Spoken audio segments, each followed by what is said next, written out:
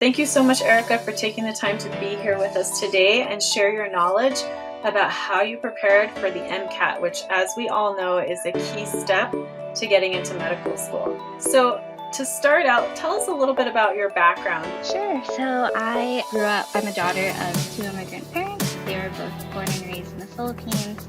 In terms of medicine, I think in high school, the big things that you think about is, do you want to be a teacher, do you want to be a lawyer or a doctor? And I felt like I resonated most with being a doctor. I like science.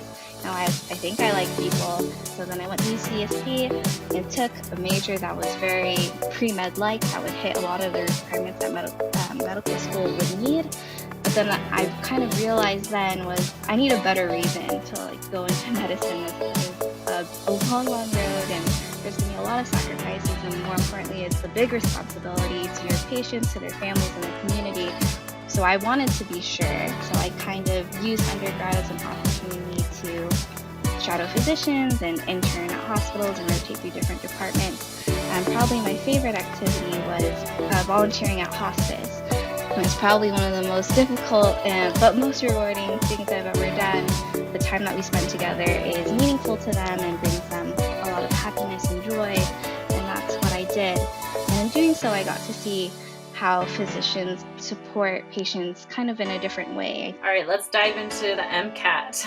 So, the big question here, how did you prepare for taking the MCAT? Yeah, so I took a Princeton summer immersion class, which is a little bit pricey, but it's like a month-long course. And things that I liked about it was that it definitely gives you a lot of structure, and it kind of forces you to, there's homework assignments that you have to do these practice passages, and you have to, read the chapter and take notes on it. And it kind of keeps you on top of the material because there's a lot of material. It's a beast of a test. It's a long test too. So I used the summer of right after my second year, before my third year of college.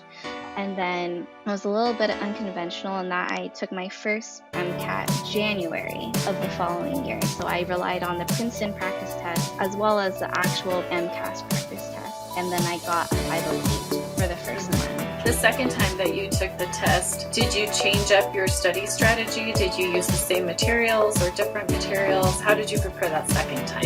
Yeah, so for the second time, I realized that I kind of focused a little too much on preparing for content during my first run. So on my first run, a lot of the times is I would try to read all the chapters of my Princeton books and take notes on it, and then after I would study those notes, and sometimes I would make flashcards out of those notes. But what I found is that I think it's a little bit better, for me at least, to just practice the passages and just actually take questions and do them.